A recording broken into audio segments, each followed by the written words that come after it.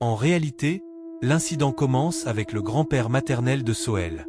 Les victimes de cet incident étaient l'oncle maternel de Sohel, son père, sa mère et Sohel lui-même. Sohel a entendu cette histoire de la bouche de sa mère. Un jour, alors que Masfik passait du temps avec Sohel, il lui demanda au cours de leur conversation s'il connaissait un incident effrayant. À ce moment-là, Sohel demanda à Masfik de regarder son oreille. Lorsque Masfik regarda son oreille, il fut complètement surpris. Il y avait une étrange formation à cet endroit. Masfik lui demanda alors « Est-ce que tu es né avec ça ?» Sohel répondit qu'il y avait toute une histoire derrière cela.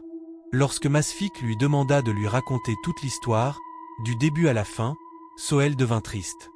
Il lui raconta l'incident en détail. Avec peur et désespoir, Sohel commença à raconter ce qui s'était passé. L'incident s'était produit il y a très longtemps. À cette époque, le père du grand-père maternel de Sohel était un Kabiraï. Les habitants des environs venaient le voir pour des séances de jarfuk, et il proposait également des remèdes pour différents problèmes.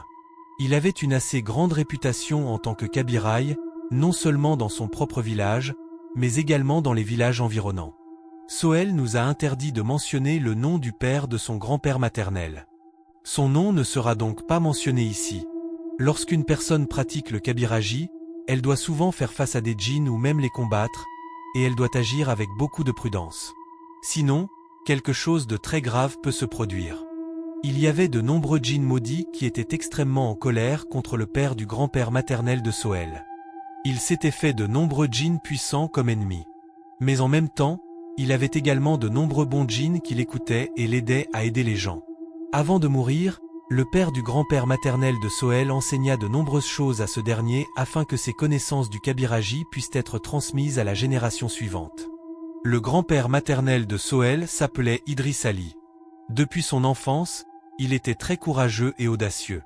Il n'avait peur d'aucune tâche et n'aimait jamais reculer devant quoi que ce soit. En voyant sa nature et son comportement, le père d'Idriss Ali lui enseigna de nombreuses choses concernant ses pratiques de Kabiraji. Lorsque le père d'Idriss Ali finit par mourir de vieillesse, Idriss Ali commença à pratiquer les connaissances de Kabiraji qu'il avait apprises de son père. Lorsque les gens constatèrent qu'il était compétent dans son travail, ils commencèrent progressivement à venir le voir pour trouver des solutions à leurs différents problèmes. Et c'est ainsi que les jours continuèrent à passer. Idriss Ali avait 2 fils et 4 filles. La mère de Sohel était la deuxième de ses filles. Le grand-père maternel de Sohel, Idriss Ali, possédait une grande parcelle de terrain située à une certaine distance de sa maison. Là-bas, il remblaya les terres environnantes avec de la terre et creusa une zone semblable à un étang, où il commença à élever des poissons. Chaque année, il réalisait de bons bénéfices grâce à son élevage de poissons. Son étang était rempli de nombreuses espèces de poissons, comme le ruy, le catla, le mrigel et diverses autres espèces de poissons locaux, ainsi que des poissons d'élevage. L'incident s'est produit entre environ 1975 et 1980. Idriss Ali remarqua que le nombre de poissons dans son étang diminuait de jour en jour. Naturellement, cela commença à l'inquiéter un peu. Il commença à se demander si quelqu'un ne volait pas les poissons de son étang. Il en parla à son fils et à sa femme. Après avoir entendu cela, la femme d'Idriss Ali dit « Alors, montons la garde près de l'étang. » En entendant cela, Idriss Ali répondit « Alors, à partir de demain, mon fils aîné et moi, nous monterons la garde près de l'étang. » Et c'est exactement ce qu'ils firent. Le lendemain soir, après avoir terminé leur dîner, Idriss Ali et son fils aîné partirent monter la garde près de l'étang. Ils emportèrent avec eux une lampe torche et un dà. Il y avait une raison pour laquelle ils avaient pris le dà. La nuit, des serpents et divers autres animaux pouvaient soudainement les attaquer. Certains animaux n'auraient pas peur d'un simple bâton, et il aurait donc fallu les affronter avec un dà. C'était principalement pour cette raison qu'il emportait un dà avec eux la nuit. En plus de cela, il y avait toujours la possibilité d'une attaque soudaine de la part de voleurs. Et à cette époque, les voleurs étaient généralement armés d'armes traditionnelles. C'est pourquoi beaucoup de gens sortaient la nuit avec un dà. Ils firent de même. Pendant plusieurs jours, ils montèrent la garde près de l'étang, mais ils ne remarquèrent rien d'inhabituel. Comme les poissons ne semblaient pas diminuer pendant ces quelques jours, ils finirent par arrêter de surveiller l'étang. Ils n'avaient rien vu pendant la nuit. Quelques jours passèrent encore. Puis Idriss Ali remarqua une nouvelle fois que le nombre de poissons dans son étang diminuait. Cette fois, il commença à avoir des soupçons.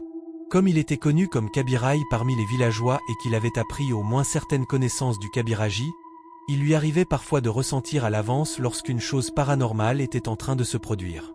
Idriss Ali en parla à sa femme. Sa femme lui dit alors « Ce soir, j'irai aussi avec toi monter la garde près de l'étang. Je veux voir ce qui se passe. » La femme d'Idriss Ali était également une femme très pieuse. Au moment où cet incident s'est produit, la mère de Sohel avait environ 6 ou 7 ans. Elle était elle aussi au courant de cet incident. Cette nuit-là, Idriss Ali, sa femme et leur fils aîné terminèrent leur dîner, puis quittèrent la maison pour aller monter la garde près de l'étang. Cette nuit-là, ils emportèrent avec eux une lampe torche à 3 piles ainsi qu'un dà, puis se dirigèrent vers l'étang. Lorsqu'ils arrivèrent à l'étang, ils commencèrent à monter la garde. Il n'y avait aucune maison autour de l'étang. À cette époque, la région n'était pas aussi densément peuplée et il n'y avait pas autant de maisons qu'aujourd'hui. Idriss Ali, sa femme et son fils aîné montaient la garde ensemble. La nuit était déjà très avancée. Ils ne pouvaient pas déterminer exactement quelle heure il était. Soudain, le fils aîné d'Idriss Ali remarqua un bruit provenant de l'eau. C'était un bruit très faible. Un léger bruit venait de l'eau, et à ce moment-là, il y avait de la lumière de lune. L'oncle maternel de Sohel regarda lui aussi autour de l'étang. Alors qu'il observait les environs, ses yeux se fixèrent soudain sur un coin de l'étang. À la lumière de la lune, le fils d'Idriss Ali, l'oncle maternel de Sohel, aperçut une femme vêtue d'un sari blanc. La femme était assise, le dos tourné vers l'étang, et faisait quelque chose. Le fils d'Idriss Ali montra alors la chose à son père et à sa mère. « Regardez, regardez. Qu'est-ce que c'est que cette chose ?» Comme Idriss Ali était un Kabiraï, il comprit immédiatement ce que pouvait être cette chose dès qu'il la vit. Idriss Ali dit alors à son fils et à sa femme « Personne n'a besoin d'aller là-bas. Nous sommes assis ici. Restons ici et voyons qui vole les poissons et ce que cette chose est en train de faire. Nous ne devons rien faire brusquement. » À ce moment-là, sa femme et son fils ne comprenaient toujours pas qu'il ne s'agissait pas de quelque chose de normal. Ils pensaient qu'Idriss Ali avait peut-être dit cela pour une autre raison. Car lorsqu'ils regardaient la silhouette, rien ne semblait particulièrement anormal. Pendant ce temps, le fils d'Idriss Ali, l'oncle maternel de Sohel, continuait à observer la femme. En entendant les éclaboussures dans l'eau, il comprit qu'elle sortait des poissons de l'eau et les mangeait. Lorsqu'il la vit attraper les poissons, l'oncle maternel de Sohel devint extrêmement en colère. Il était tellement furieux qu'il n'avait plus rien d'autre en tête. Il avait complètement oublié que son père venait de lui interdire d'aller là-bas. Il saisit le dà qu'il tenait dans sa main et se mit à courir vers la silhouette féminine. En voyant son fils courir, Idriss Ali se mit à crier « Arrête, mon fils! Arrête! Ne va pas par là! Reviens! Reviens! Je t'ai dit de ne pas y aller! » Mais l'oncle maternel de Sohel, poussé par la colère et la rage, continua de courir. Il n'écouta pas les paroles de son père. Lorsqu'il s'approcha de la silhouette féminine, il remarqua qu'elle avait des cheveux extrêmement longs. Ses cheveux s'étendaient sur une très longue distance sur le sol. Les cheveux de la femme étaient incroyablement longs. Là où elle était assise, ses cheveux s'étendaient très loin derrière elle et recouvraient une grande partie du sol. Comme c'était la nuit, l'oncle maternel de Sohel n'avait pas remarqué qu'elle était assise avec ses cheveux étalés tout autour d'elle, couvrant une si grande surface. Dès que le garçon s'approcha de la silhouette, celle-ci fit quelque chose d'horrifiant. Avec ses cheveux, elle les enroula autour de l'oncle maternel de Sohel comme un énorme python. Puis elle le souleva et le projeta violemment contre le sol. Normalement, il n'y a pas de nerfs dans les cheveux humains. Une personne ne peut pas bouger ses cheveux comme elle peut bouger ses mains et ses pieds. Mais cette silhouette enroula ses cheveux autour de l'oncle maternel de Sohel et le projeta violemment contre le sol avec une force incroyable. Pendant ce temps, en voyant son propre fils dans un tel état, la femme d'Idriss Ali perdit elle aussi le contrôle d'elle-même. Au moment où elle vit son fils tomber ainsi, elle se mit elle aussi à courir vers lui. Au moment où la silhouette le projeta contre le sol, il cria « Maman !» En entendant un tel cri venant de son propre enfant, aucune mère n'aurait pu rester calme. C'est pourquoi la femme d'Idriss Ali se mit à courir vers son fils. En réalité, après ce seul coup d'une violence extrême, accompagné de ce cri, l'oncle maternel de Sohel, le fils d'Idriss Ali, mourut sur le champ. Idriss Ali et sa femme n'arrivaient pas à croire ce qu'ils avaient sous les yeux. Sa femme avait déjà commencé à courir vers son fils. Mais lorsqu'elle arriva près de lui, la silhouette n'était plus là. Elle avait disparu. Idriss Ali s'approcha alors et vit du sang sortir de la gorge de son fils. Ses bras et ses jambes étaient tous brisés. Il n'y avait aucun son, aucun mouvement et aucun pouls. Il était mort. Lorsque quelque chose comme cela se produit sous les yeux des parents, peuvent-ils vraiment l'accepter? Idriss Ali resta debout à côté de son fils, immobile comme une pierre.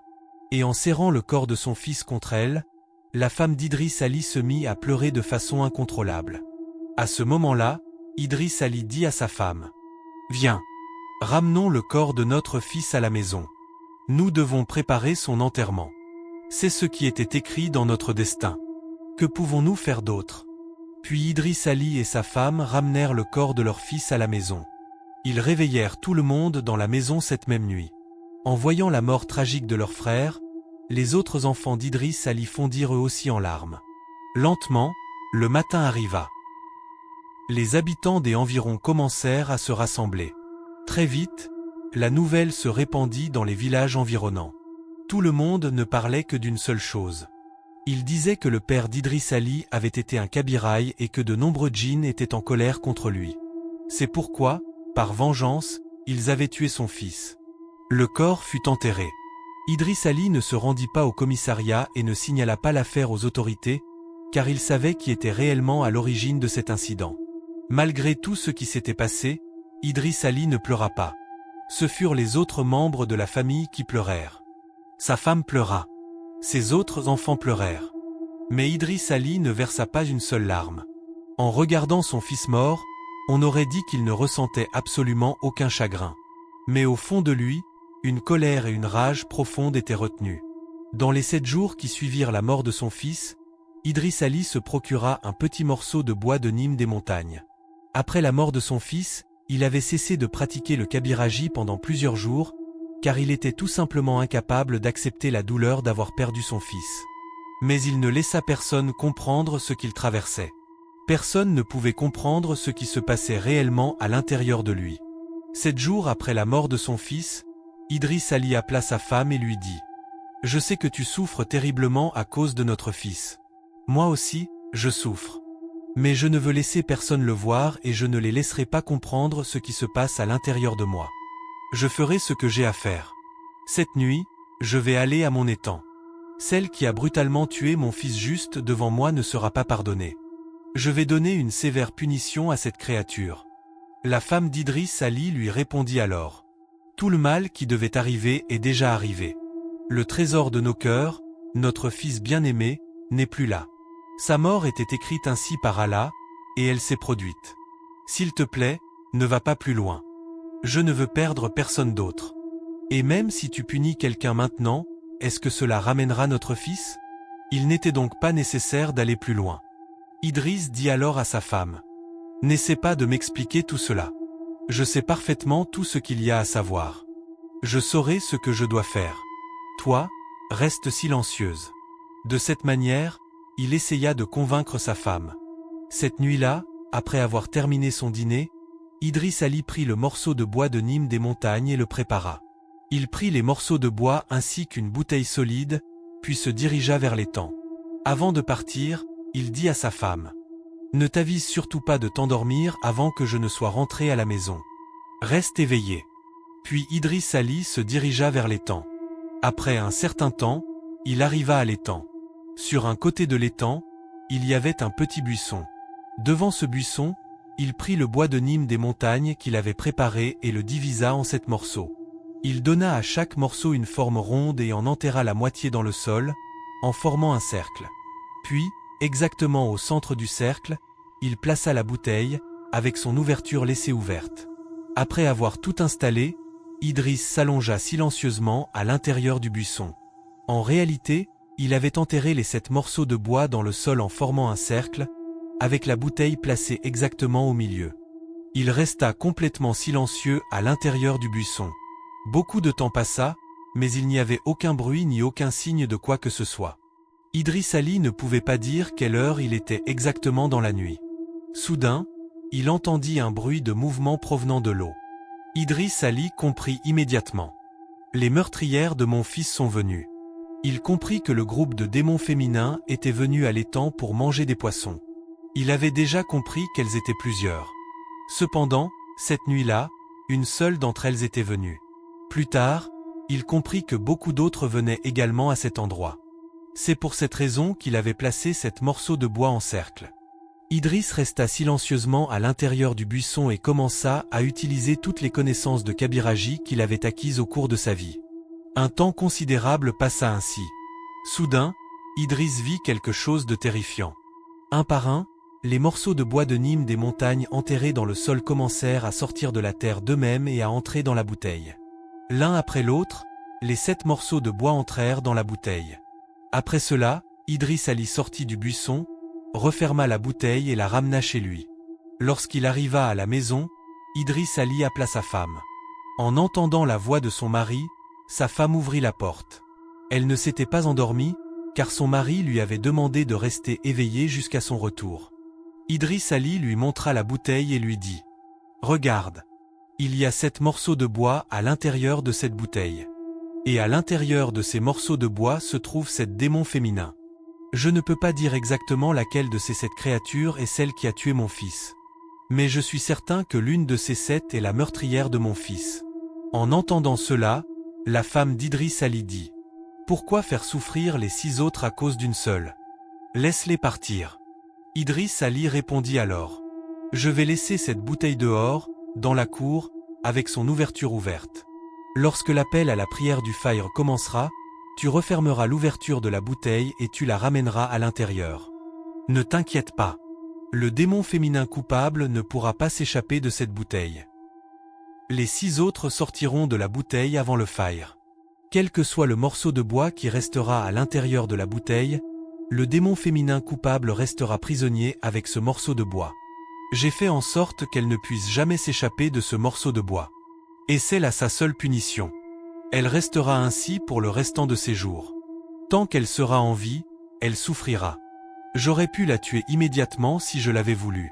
Mais je ne la tuerai pas. Elle restera emprisonnée et souffrira petit à petit. Voilà sa punition. La femme d'Idriss dit alors « D'accord. Je rentrerai la bouteille depuis la cour lorsque l'appel à la prière du Fajr commencera. » Et c'est exactement ce qui se passa. Ils laissèrent la bouteille dans la cour, avec son ouverture ouverte, puis rentrèrent dans la maison en fermant la porte. Après un certain temps, lorsque l'appel à la prière du Fajr commença, la femme d'Idriss Ali sortit dans la cour. Elle vit qu'il n'y avait plus qu'un seul morceau de bois à l'intérieur de la bouteille. Les 6 autres morceaux de bois n'étaient plus dans la bouteille. Ils n'étaient pas non plus quelque part à proximité. Les 6 morceaux de bois avaient tout simplement disparu. Elle referma l'ouverture de la bouteille et la rapporta à Idriss Ali. Après avoir récupéré la bouteille, Idriss Ali fit un petit trou dans sa chambre. Puis, après y avoir réfléchi, il décida que le trou n'était pas assez profond. Il le creusa donc beaucoup plus profondément. Puis il enterra la bouteille dans le trou et la recouvrit complètement de terre. Les jours continuèrent à passer. À différentes périodes, les membres de la famille de ce démon féminin apparaissaient dans les rêves d'Idriss Ali et lui demandaient de libérer leurs proches. Ils le menaçaient, disant que s'il ne la libérait pas, il causerait encore plus de mal à la famille d'Idriss Ali. Mais à chaque fois, Idriss leur répondait dans ses rêves. « Je l'ai punie pour ce qu'elle a fait. Elle a tué mon fils juste devant moi. Je ne lui pardonnerai jamais. Je ne la libérerai jamais. Et je ne la tuerai pas moi-même non plus. Elle restera emprisonnée. Elle souffrira petit à petit. Et voilà sa punition. Si vous pouvez faire quelque chose, alors faites-le. Si vous en êtes capable, alors venez la libérer. » Ainsi, plusieurs années passèrent. Nous étions aux alentours de 1985. À cette époque, la mère de Sohel était déjà mariée. À cette époque, les gens se mariaient souvent très jeunes, surtout les filles. Elle aussi s'était donc mariée. Idriss Ali se rendait habituellement dans un marché éloigné les jours de marché pour acheter des provisions. Il rentrait souvent tard à la maison après avoir fait ses achats. À cette époque, les routes des villages n'étaient encore que des chemins de terre. Même une petite pluie suffisait à transformer les routes du village en boue. Un jour, il acheta 3 poissons Ilsa ainsi que d'autres provisions au marché. Lorsqu'il commença son trajet de retour, il était déjà assez tard. Comme la route était boueuse, il mit les poissons Ilsa et les autres provisions dans son panier, y plaça également ses chaussures, releva légèrement son lingis, puis continua à marcher pieds nus. Le ciel était nuageux, mais de temps en temps, la lumière de la lune rendait les environs assez visibles. En marchant, Idriss Ali finit par entrer dans son propre village. À partir de là, il lui faudrait peut-être encore 8 à 15 minutes tout au plus pour atteindre sa maison à pied. Alors qu'il continuait à marcher, Idriss Ali passa sous un arbre de codebelle. Soudain, sans aucun vent ni aucun avertissement, un fruit de codebelle tomba de l'arbre. C'était un codebelle encore vert. Et il tomba directement devant Idriss Ali. Au début, Idriss Ali pensa qu'il était peut-être simplement tombé tout seul. En pensant cela, il fit un pas en avant.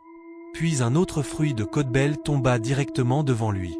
À ce moment-là, Idriss Ali comprit que quelque chose n'allait pas. Lorsqu'un autre codebelle tomba juste devant Idriss, un autre tomba encore devant lui. Cette fois, Idriss devint très irrité. Sa colère atteignit également un niveau extrêmement dangereux. Puis l'arbre de codebelle commença à trembler violemment, et une force invisible parla depuis l'arbre d'une voix terrifiante. « Et, Idriss, n'es-tu pas un Kabiraï? Es-tu devenu à ce point effrayé par une petite chose qui tombe devant toi? Tu as piégé notre sœur et tu l'as enterrée dans le sol. Nous n'allons pas te laisser partir aussi facilement.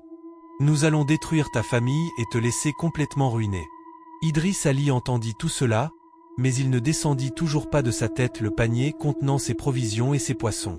Avec le panier toujours posé sur sa tête, Idriss se pencha, ramassa avec ses mains les 3 fruits de codebelle qui étaient tombés au sol et les plaça dans le panier posé sur sa tête.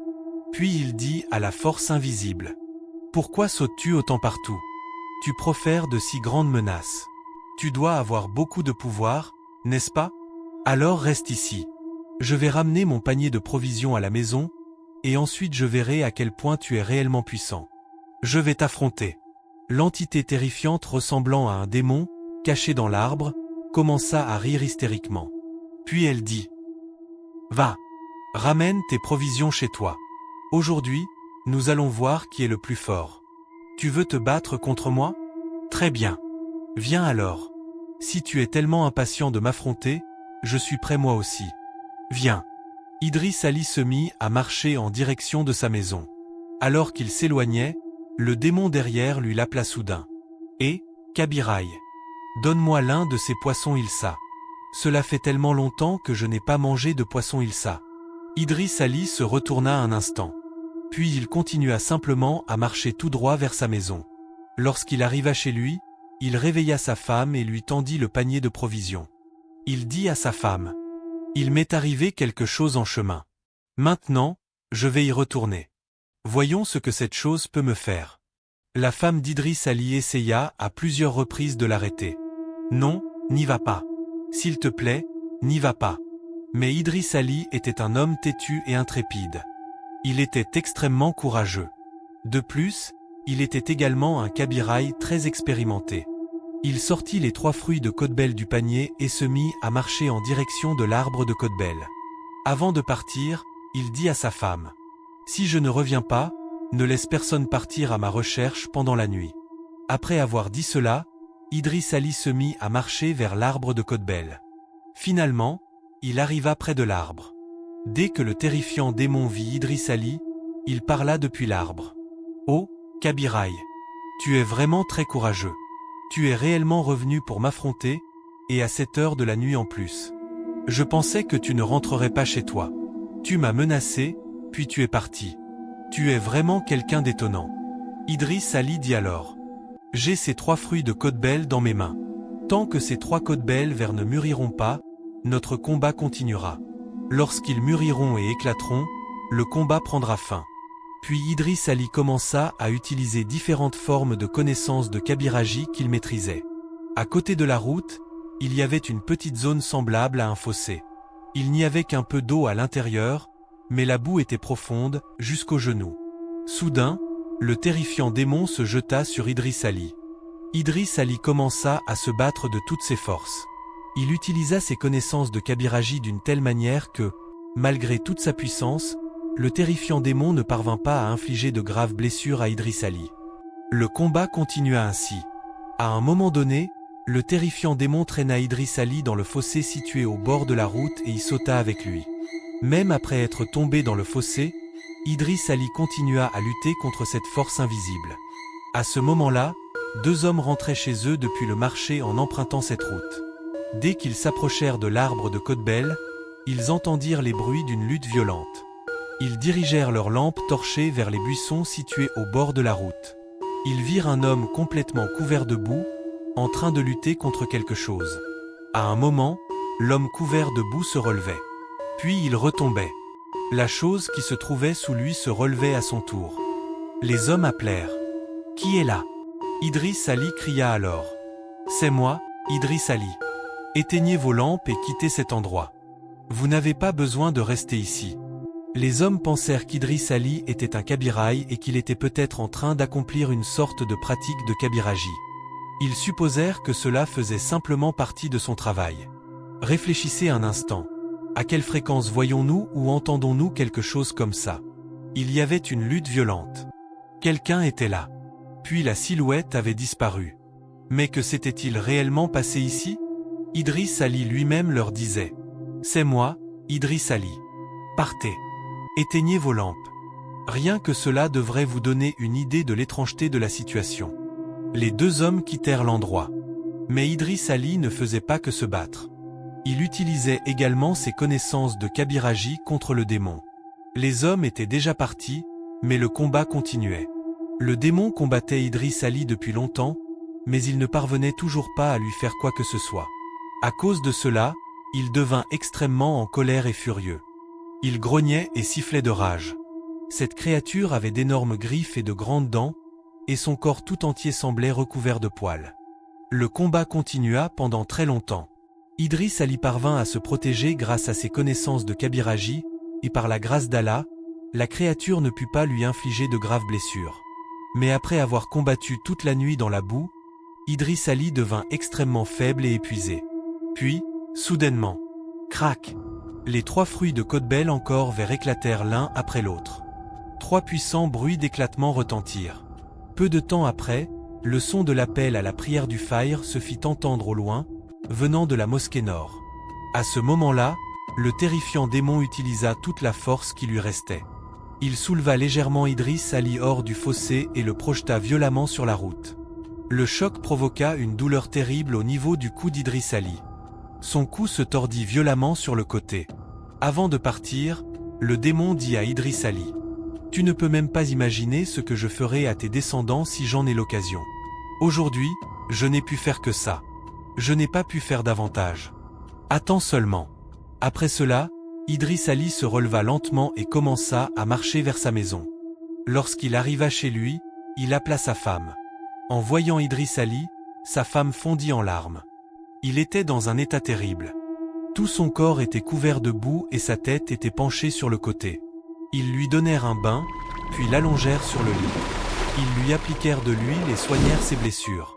Idriss Ali resta gravement malade pendant 7 jours.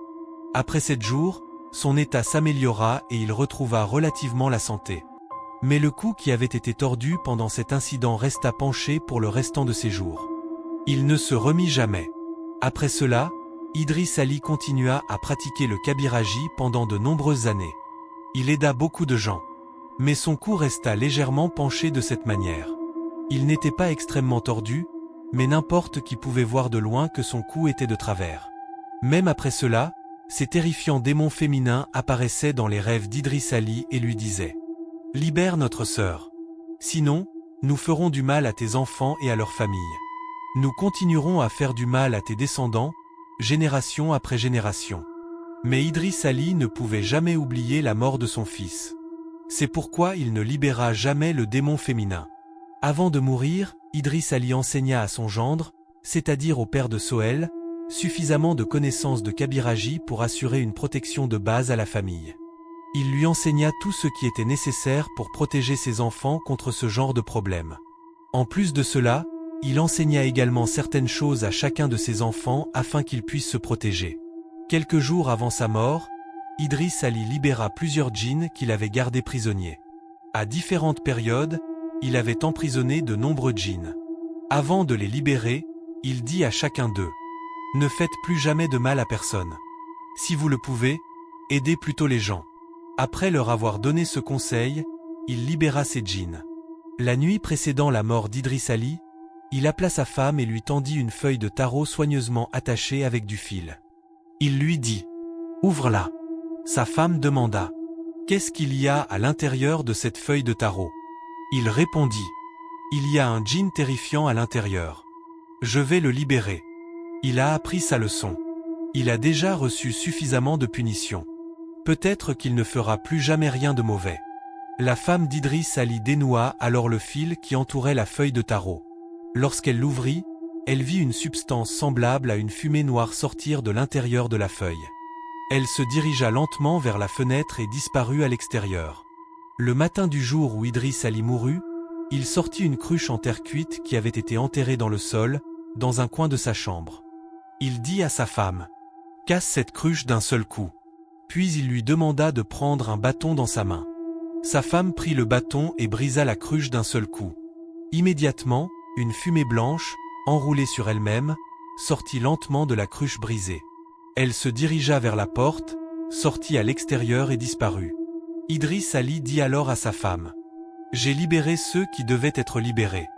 Mais je ne libérerai jamais le meurtrier de mon fils. » La femme d'Idriss Ali lui demanda alors: « Pourquoi m'as-tu fait faire tout cela? C'est toi qui les avais emprisonnés. Pourquoi ne les as-tu pas libérés toi-même » Idriss Ali répondit: « Je les avais emprisonnés d'une manière telle que, même si c'était moi qui les avais piégés, je ne pourrais pas les libérer moi-même. Ils ne pouvaient être libérés que par les mains de quelqu'un d'autre. C'est pourquoi je t'ai demandé de les libérer. J'espère qu'ils deviendront bons. » Cet après-midi-là, Idriss Ali mourut de vieillesse. Les préparatifs pour son enterrement et ses funérailles furent organisés. De nombreuses personnes vinrent de différents endroits pour voir son corps. La nuit suivant la mort d'Idriss Ali, sa femme et sa fille, la mère de Sohel, firent toutes les deux le même rêve. Dans leur rêve, un homme terrifiant à l'apparence effrayante apparut et dit: « Idriss Ali est mort en gardant notre sœur prisonnière. Il aurait pu la libérer, mais il ne l'a pas fait. Nous nous vengerons.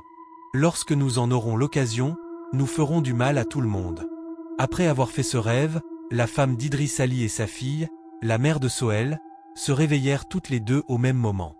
Elles discutèrent de ce qu'elles avaient vu. À partir du lendemain, elles surveillèrent très attentivement les membres de leur famille et restèrent extrêmement prudentes. Plusieurs années passèrent ainsi. Puis Sohel naquit. Lorsque Sohel eut 4 mois, un jour, sa mère l'allongea sur un petit banc dans la cour et entra dans la cuisine pour préparer le repas. À ce moment-là, le père de Sohel était à la maison et la sœur aînée de Sohel se trouvait à l'intérieur de la maison. Soudain, un cheval blanc apparut de nulle part et commença à lécher les 2 oreilles de Sohel. La mère de Sohel regarda vers la cour pour voir ce que faisait son petit bébé dehors. Puis elle vit le cheval blanc lécher à plusieurs reprises les oreilles de Sohel avec sa langue. En voyant cela, elle se mit à crier: « Comment un cheval blanc est-il arrivé ici? Et pourquoi met-il sa langue sur ses oreilles ?» En entendant ces cris, les habitants des environs accoururent. Mais même à ce moment-là, le cheval continuait à lécher les oreilles de Sohel. En voyant la situation, la mère de Sohel se précipita vers lui. Lorsqu'elle s'approcha, le cheval courut vers l'arrière de la maison de Sohel et disparut dans le jardin derrière la maison. La mère de Sohel arriva auprès de son fils et vit quelque chose d'horrifiant. La partie inférieure des oreilles de Sohel était devenue complètement plate et collée à son visage. Normalement, la partie inférieure de l'oreille d'une personne pend légèrement. On appelle cette partie le lobe de l'oreille. Mais la partie pendante de l'oreille de Sohel, son lobe avait été léché par ce cheval jusqu'à devenir complètement collé à sa mâchoire. Tout le visage de Sohel était devenu rouge vif, presque rouge sang. Sa mère serra Sohel dans ses bras et se mit à pleurer de façon incontrôlable. À ce moment-là, elle se souvint du démon qu'elle avait vu dans son rêve. Lorsque le père de Sohel rentra à la maison, elle lui raconta ce qui s'était passé. Le père de Sohel lui dit: « Ne t'inquiète pas. Je vais m'en occuper. » Puis le père de Soël essaya de préparer des remèdes ainsi que des amulettes protectrices qu'il avait apprises de son beau-père, Idriss Ali. Il essaya également de pratiquer la ruqya à sa manière. Et il continua à faire toutes ces choses. Les jours et les années passèrent. Soël ne rencontra plus aucun problème par la suite. Finalement, Soël fut envoyé à l'école. Un jour, pendant l'été, Soël alla à l'école. Pendant la pause de l'après-midi, il se dirigea vers l'étang situé à côté de l'école. Il y avait une immense plantation d'arecs à côté de l'étang. Lorsque Soël arriva près de l'étang, il vit une femme assise dans un coin, en train de faire quelque chose. Il pouvait la voir de dos, tandis que l'avant de son corps était tourné vers l'étang. Soël dit : « Tante, qu'est-ce que vous faites près de l'étang ?» La femme ne répondit rien. Soël demanda encore : « Et, tante, qu'est-ce que vous faites près de l'étang ?» La femme ne répondit toujours pas. Soudain, la femme se leva près de l'étang et commença à marcher en direction de la plantation. Soël se mit lui aussi à marcher derrière elle. Alors que Soël se dirigeait vers la plantation, l'un des enseignants de l'école le remarqua. Le professeur vit Soël marcher en direction de la plantation. Mais il ne pouvait pas voir s'il y avait quelqu'un qui marchait devant Soël. Il remarqua que Soël marchait seul. Il n'y avait personne devant Soël. Seul Soël pouvait voir cette chose. Le professeur rassembla donc quelques élèves et se mit à appeler Soël. Ils l'appelèrent plusieurs fois depuis derrière, mais Soël semblait incapable de les entendre. Il fixait droit devant lui comme s'il était hypnotisé, marchant complètement seul derrière quelque chose. Pendant ce temps, que fit le professeur ? Il courut après Soël avec les autres élèves. Il devait arrêter Soël à tout prix. Quelque chose n'allait certainement pas. Le professeur de Soël avait lui aussi senti que quelque chose d'inhabituel était en train de se produire. Soudain, lorsque le professeur rattrapa Soël et posa une main sur son corps par derrière, Soël reprit ses esprits. Puis Soël dit : « Monsieur, comment suis-je arrivé ici ?» Le professeur répondit : « Tu marchais en fixant droit devant toi. Qu'est-ce que tu regardais ? Pourquoi marchais-tu dans cette direction ?» Soël raconta alors au professeur tout ce qu'il avait vu près de l'étang et les traces de pas qu'il avait suivies. Plusieurs autres élèves étaient également présents et entendirent toute l'histoire. Soël ajouta également que, lorsqu'il suivait la femme dans la plantation, celle-ci s'était soudainement arrêtée. Puis elle s'était retournée et avait regardé directement Soël. C'est à ce moment-là que Soël vit le visage de la femme. Il fut extrêmement effrayé. Mais il était tellement terrifié qu'il ne pouvait pas prononcer le moindre son. Soël vit qu'il n'y avait aucune chair sur le visage de la femme. Près de son nez, il y avait un seul œil rouge qui clignotait et brillait. Et à l'endroit où aurait dû se trouver son autre œil, il n'y avait qu'un espace vide. Sa tête était couverte d'énormes mèches de cheveux qui ressemblaient à des cordes, comme si elles étaient terriblement emmêlées. Et cette femme terrifiante faisait signe à Soël avec sa main, lui demandant de s'approcher. Après avoir entendu tout cela, le professeur comprit que Soël était extrêmement effrayé. Il éloigna Soël de cet endroit et le ramena chez lui.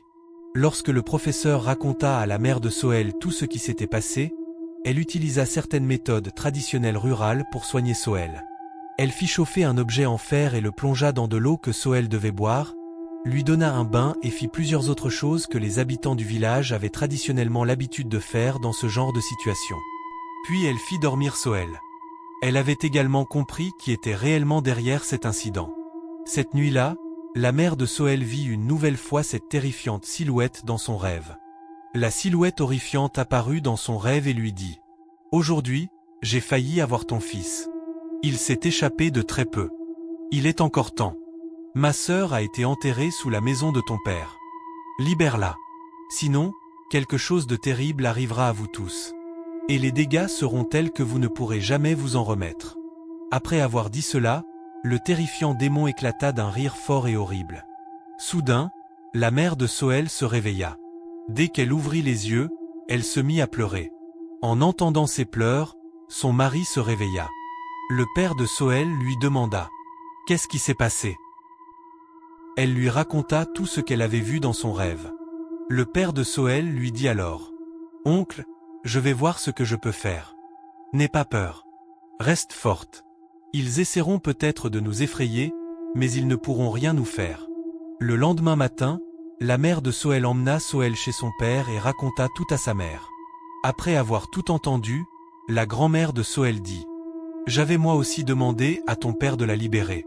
Mais avant de mourir, ton père m'a dit de ne jamais la libérer.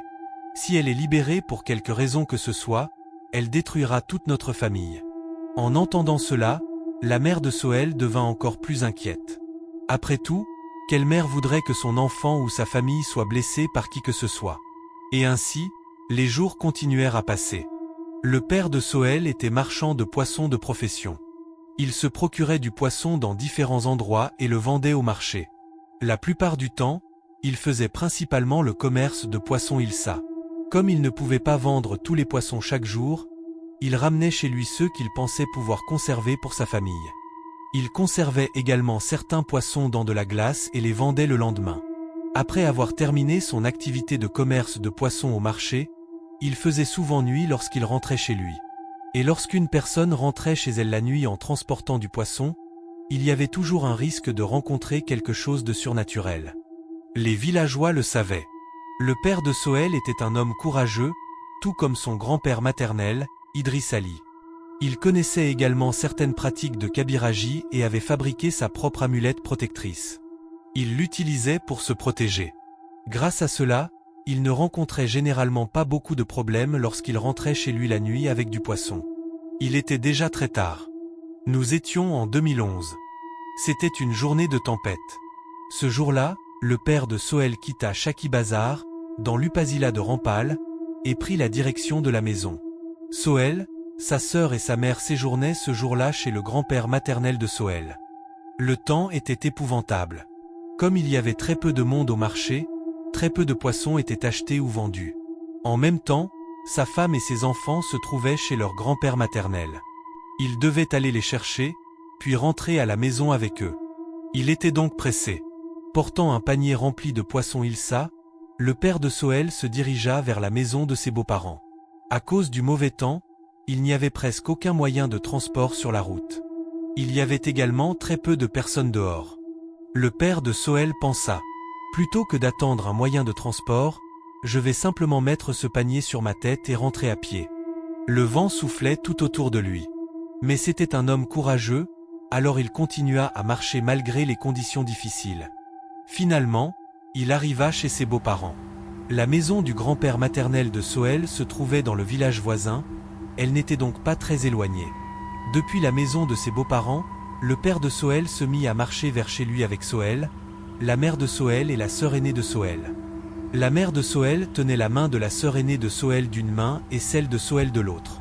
Elle marchait devant eux. Le père de Soël marchait derrière eux, portant sur sa tête le panier rempli de poissons Ilsa. Il y avait environ 10 à 15 poissons Ilsa dans le panier. Le porteur n'était donc pas particulièrement difficile pour lui. Ils continuèrent à marcher ainsi. Finalement, ils se retrouvèrent à environ 200 à 250 mètres de leur maison. À ce moment-là, le père de Soël commença soudainement à sentir que le poids du panier de poissons était devenu plus léger. Il comprit alors que quelque chose n'allait pas. Il descendit le panier de sa tête et inclina légèrement la tête ainsi que le panier, regardant dans différentes directions et vers le haut. Puis il vit que, oui, le nombre de poissons dans le panier avait diminué. Mais il vit également autre chose. D'un côté de la route, il y avait un palmier. De l'autre côté de la route, il y avait un arbre de madar. Quelqu'un se tenait debout avec un pied posé au sommet du palmier et l'autre pied posé au sommet de l'arbre de madar. Et l'une de ses énormes mains descendait dans le panier posé sur sa tête. Imaginez simplement la situation. Une silhouette terrifiante se tient au-dessus d'une personne, avec un pied posé sur un arbre de chaque côté de la route, tandis que cette personne porte un panier sur la tête. Et cette créature horrifiante s'est penchée et a placé l'une de ses énormes mains à l'intérieur du panier. Quel genre de sensation une personne pourrait-elle bien ressentir dans une telle situation? Même après avoir vu tout cela, le père de Soël dit à la mère de Soël: « Continue d'avancer. Ne te retourne pas pour me regarder. Ramène-les directement à la maison. Ne regarde pas derrière toi. Je ne rentrerai pas maintenant. Je rentrerai demain matin. Va à la maison. Et ne me demande pas ce que je vais faire ici. » Ils partirent donc. La mère de Sohel savait que son mari avait appris certaines pratiques de Kabiraji et qu'il pouvait parfois être confronté à différents types de dangers. Elle savait également qu'il existait des méthodes précises pour faire face à ce genre de situation. Elle ne dit donc rien. Elle prit les enfants et rentra chez elle. Elle comprit que quelque chose n'allait pas avec le père de Sohel. Avant de partir, elle lui avait dit « Comment puis-je te laisser ici tout seul ?» La sœur de Sohel et Sohel étaient avec elle. Mais le père de Sohel lui dit « Ne t'inquiète pas pour moi. Rentre à la maison. Je rentrerai demain matin, si Allah le veut. » La mère de Sohel prit donc Sohel et sa sœur et se mit à marcher en direction de la maison. Cependant, le père de Sohel lui dit également « Ils sont en train de prendre tous mes poissons Ilsa. Cela pourrait devenir un problème sérieux. Rentre directement à la maison et dépêche-toi. » Même si la mère de Sohel ne voulait pas le laisser derrière elle, elle finit par partir. Elle emmena Sohel et sa sœur directement à la maison et verrouilla la porte. La suite de l'incident fut racontée plus tard par le père de Sohel lorsqu'il rentra à la maison. Après avoir envoyé sa famille chez elle, le père de Sohel se tourna vers le démon et dit « Je sais que tu as pris mes poissons.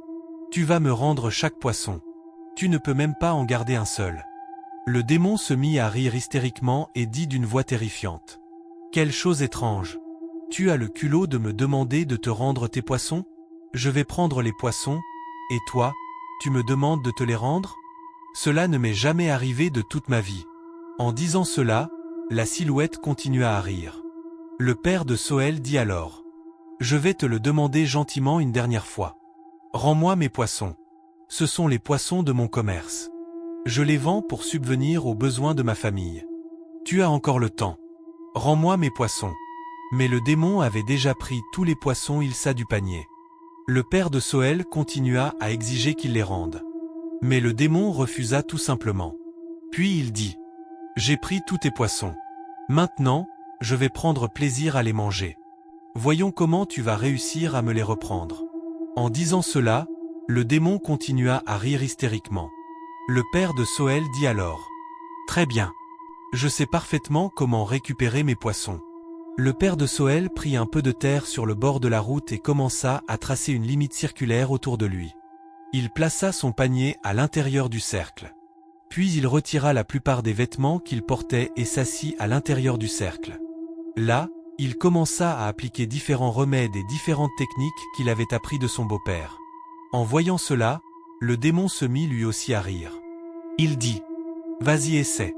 Voyons si tu peux me reprendre tes poissons. » Le père de Sohel continua à utiliser tous les remèdes de protection et toutes les connaissances de Kabiraji qu'il avait apprises. Un long moment passa ainsi.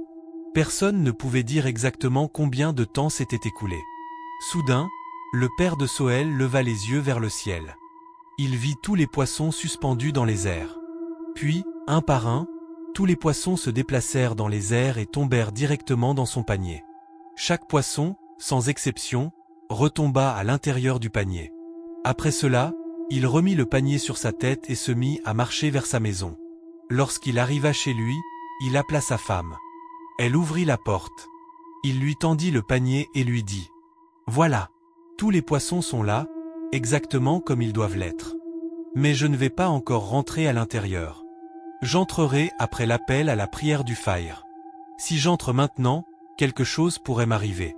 Et cela pourrait également vous causer des problèmes. » Alors qu'il disait cela, le démon qui se tenait avec un pied sur le palmier et l'autre sur l'arbre de Madar devint extrêmement furieux parce qu'il n'avait pas réussi à manger les poissons. Soudain, crash, quelque chose s'abattit violemment sur un palmier. L'impact fut si puissant que toute la zone sembla trembler comme lors d'un tremblement de terre. Imaginez le bruit et la force produits par un énorme palmier qui s'effondre soudainement dans la cour.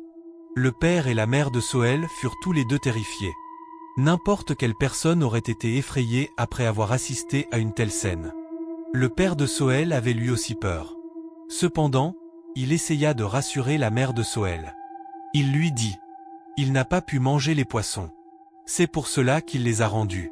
C'est probablement la première fois de sa vie qu'il est forcé de rendre quelque chose après l'avoir pris. Ce n'est pas ainsi que ces démons se comportent habituellement. C'est pour cela qu'il est tellement furieux. » Puis il dit « L'appel à la prière du Fajr sera bientôt lancé. Après l'appel à la prière, Je prendrai un bain et je rentrerai. Ensuite, je prierai et j'irai dormir. » Et c'est exactement ce qu'il fit. Ainsi, problème après problème, les épreuves continuèrent de s'abattre sur la famille de Sohel. L'oncle maternel de Sohel, sa grand-mère, ses tantes et d'autres membres de leur famille continuèrent à être confrontés à différents problèmes paranormaux. Tous ces incidents réunis avaient rendu leur vie misérable. Le temps continuait de passer, mais la peur et les intimidations continuaient également. Il y avait toujours cette sensation de terreur inconnue. Et si quelque chose de terrible arrivait à quelqu'un cette fois-ci? Et cela continua pendant des années. Nous étions vers la fin de l'année 2020. À cette époque, la Covid-19 avait pratiquement paralysé le pays. Il y avait très peu de personnes dans les rues pendant la journée, et la nuit, il était extrêmement difficile de trouver quelqu'un dehors. Une nuit, Sohel partit à moto de Khulna en direction de chez lui, à Rampal. Lorsqu'il arriva près de Shaksi Bazar, sa moto tomba en panne sèche. Il était environ 1h du matin. À cette heure-là, aucun magasin n'était ouvert dans les environs. La station-service la plus proche était également assez éloignée. Sohel poussa donc sa moto pendant un certain temps et finit par arriver devant une maison située à proximité. Il frappa à la porte et réveilla les personnes qui se trouvaient à l'intérieur. Il leur expliqua sa situation et dit « Je vais laisser ma moto ici pour cette nuit. Je reviendrai demain matin avec du carburant dans un bidon, je remplirai le réservoir et je ramènerai ensuite la moto chez moi. » Au début, les personnes présentes dans la maison hésitèrent un peu à le laisser déposer sa moto chez eux. Elles craignaient que quelqu'un ait peut-être amené cette moto ici après l'avoir volée. Mais lorsque Sohel se présenta, elles furent rassurées. Elles le reconnurent et comprirent la situation. Sohel laissa donc sa moto sur place et commença à marcher en direction de chez lui. Les personnes de la maison lui dirent « Mon garçon, nous te connaissons.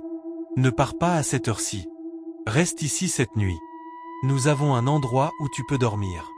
Il n'y a aucune raison pour que tu partes aussi tard dans la nuit. » Elles essayèrent à plusieurs reprises de le convaincre de rester. Mais Sohel refusa. Il se mit à marcher. Il n'y avait personne aux alentours. Aucun véhicule. Rien.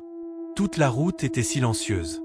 Sohel alluma la lampe torche de son téléphone et continua à marcher. Il était environ 2h30 du matin lorsque Sohel remarqua soudain un cheval blanc traverser la route en courant devant lui avant de disparaître dans l'obscurité. Sohel lui-même était courageux, tout comme son grand-père et son père. Mais peu importe à quel point une personne est courageuse, un jeune homme marchant seul sur une route déserte au milieu de la nuit serait naturellement effrayé après avoir vu une chose pareille. Au début, Sohel se convainquit qu'il avait peut-être simplement imaginé la scène. Il continua à marcher. Après avoir fait quelques pas supplémentaires, le même cheval blanc surgit soudainement de devant lui, traversa une nouvelle fois directement la route devant lui et disparut derrière lui. Cette fois, Sohel comprit que quelque chose n'était définitivement pas normal. Sohel avait l'habitude de fumer des cigarettes. Il en alluma une et continua à marcher.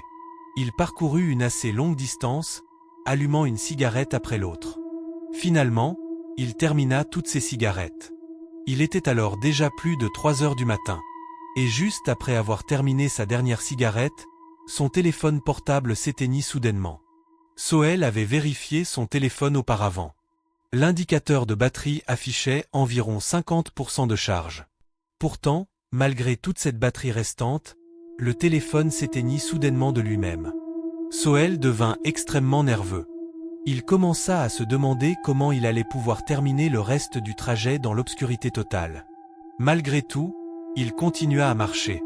Après avoir avancé encore un peu, Sohel remarqua 2 hommes qui se tenaient à une certaine distance devant lui. En voyant ces 2 hommes, Sohel reprit un peu courage. Mais il n'avait aucune idée de ce qui l'attendait. Sohel se dirigea vers eux et leur cria « Frères, qu'est-ce que vous faites dehors aussi tard dans la nuit ?» Les hommes répondirent « Notre maison est juste ici. Où est ta maison ?» Sohel leur dit alors « Frères, ne le prenez pas mal. Je suis dans une situation un peu difficile. Mon téléphone s'est également éteint. Il est très tard et j'ai des problèmes. J'ai peur de rentrer seul chez moi. Je me suis dit que vous pourriez peut-être m'aider d'une manière ou d'une autre. » Alors que Sohel parlait, les 2 hommes commencèrent à le regarder droit dans les yeux. Jusque-là, Ils se tenaient un peu plus loin et regardaient principalement dans leur propre direction. Ils ne regardaient pas vraiment Soël pendant qu'il lui parlait. Sous la faible lumière de la lune, Soël finit par voir leur visage plus clairement. Et ce qu'il vit était quelque chose qu'aucun être humain ne voudrait jamais voir.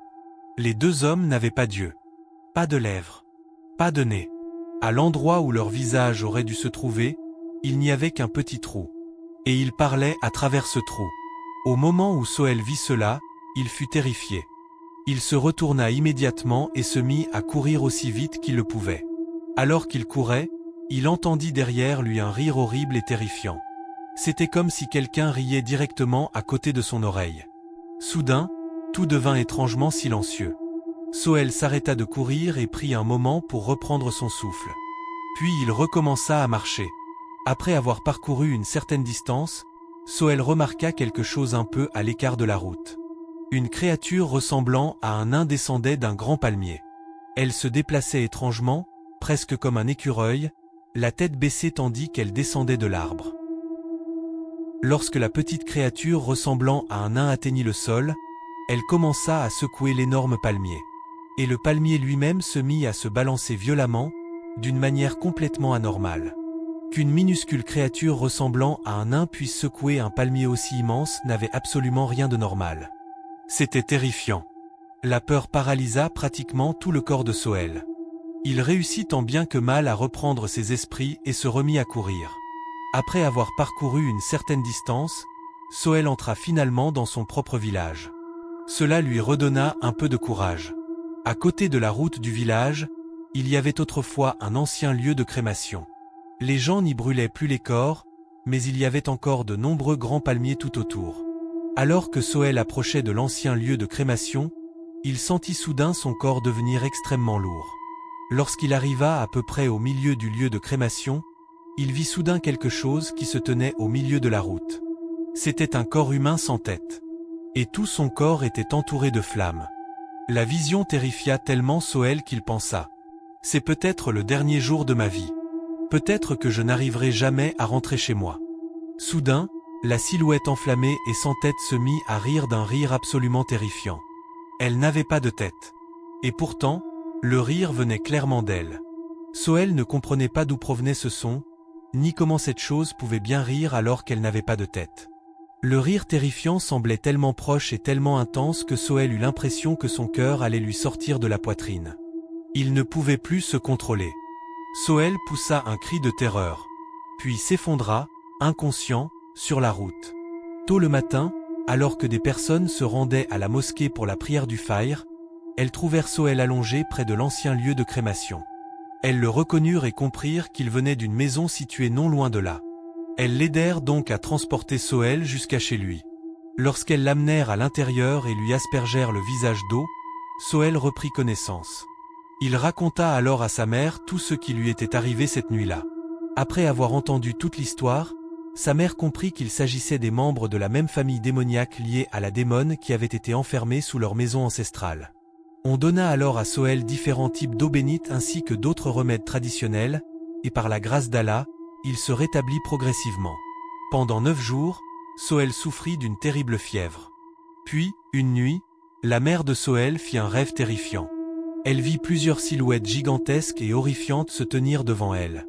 Elles lui dirent « Nous allions enterrer ton fils vivant.